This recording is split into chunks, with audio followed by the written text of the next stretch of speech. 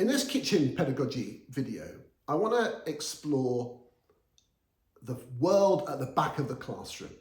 In most of my work, when I'm visiting schools, I observe lots of lessons and I go in and I sit at the back, so I'm out of the way. And what I've come to realise over the last few years is this: the back of the class or the corners of the room can sometimes be out of the direct scrutiny and supervision of the teacher, to the extent where stuff happens back there which the teachers aren't aware of always. And it's really worth thinking about what that might be like. So when you're teaching from the front with all your tools around you, you've got to use your slides and you've got to use the board and all of that. Think about the students in the furthest corners. Look at them, and consider what it's like from their perspective. And imagine what it's like to sit next to them and perceive the kind of the view that they would have, and what it would be like to engage with the resources and the explanations that you're trying to give. And then adjust your teaching so that those students are getting a really good deal. And that will involve a few things. So one of the things is, and you observe this when you watch a lot of lessons, is just presence and just oversight. You can see the students around you, you can see if they're chatting, you can see if they're working, you can see even some of what they're writing. Do you actually see the bookwork emerging at the back of the class? Well, go there. You've got to plan moments in your lesson to circulate. And it might sound obvious, but it's so common to be in lessons where the teacher never, ever once comes within, say, 2 meters of the back row. They just don't go there because they're stuck where they are and they never see any direct work. So the students tend to feel slightly less on the scrutiny. They're quite prone to copying answers off each other or just waiting for the answers to be given.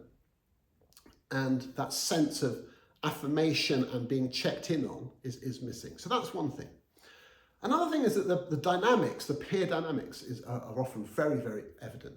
The students are making lots of non-verbal eye contact, communicating with each other, sharing ideas. And quite often what I see is that the students are basically getting the habit that when we're doing tasks, we just find the answers from the people around us. You've got a whole row of students all talking about an idea in the wrong way, because one student has sort of passed it on and they think, okay, well, that'll do. And they show answers on their whiteboards that are identical because they've passed those answers along the row. And again, it's slightly to do with this supervision issue. And the teacher's not so aware of that because they may be more focused on the people that are closer to them. So it's little details like that. Just think to yourself, when I'm seeing those whiteboards, are they the students' own answers? And how do I know? So just be vigilant about that. Another aspect of the view from the back is to do with sound quality and the communication from the teacher feeling like it's directed to you. So imagine there was nobody else in the class except the student in the far corner and you standing at the front. Imagine they were there. There's no one else present in the room, just that student. Well, you would definitely talk to them in a different way. You would say, so Stephen, yeah, I'm talking to you over there and I'm reaching you. I'm trying to explain the maths problem, or I'm trying to read the story so you can hear it. I'm trying to demonstrate this technique with my visualizer, but I'm talking to you all the way over there. You would pitch up your voice, you would look towards them, and you would look for them to be looking towards you and making eye contact with you so that we were communicating. And if that was just you and them, you would definitely do that. It would be slightly weird not to, wouldn't it?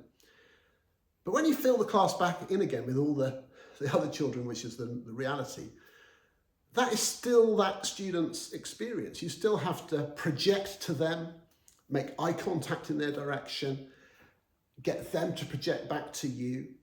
And if you're not doing that, and you're dropping your energy and you're dropping your eye contact down to the more proximal people, you get these sort of fringe areas in the class which feel like they're observers of the lesson rather than participants in the lesson. And I see that so often.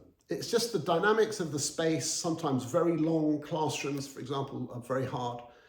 The students at the fringes are just not as involved as the others because they're not reached by the communication. So just stop to think about that. Pause, check, have a think in the middle of your flow. What's it like for the students over there? Well, let's go and check in on them. Let's bring them into the conversation. And using pausing, eye contact, and your voice, be very clear to reach everyone. And again, easier said than done, but it starts with you just being aware of that. If you're not even thinking about it, you probably won't be addressing it. But if you're thinking about it all the time, getting into the corners, you're going to do things which action those problems. And it's not a trivial thing. I think it's quite a common thing to see bad habits forming for the students at the fringes because of what their daily experience is. So remember, your habits will influence their habits. So that's the summary. Think about the view from the back and address the issues that arise from that.